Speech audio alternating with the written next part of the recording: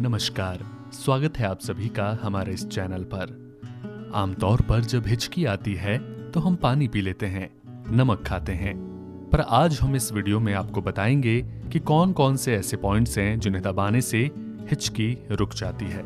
सबसे पहले एक लंबी सांस लें, उसके बाद अपने कान और नाक को बंद कर लें, उसके पश्चात मुंह भी बंद कर लें, उसके बाद अपने सर को पीछे की ओर धकेल लें।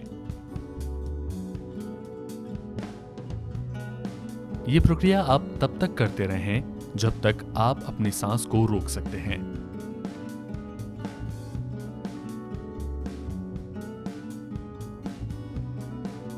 उसके बाद सर को नीचे लाकर सांस ले लें।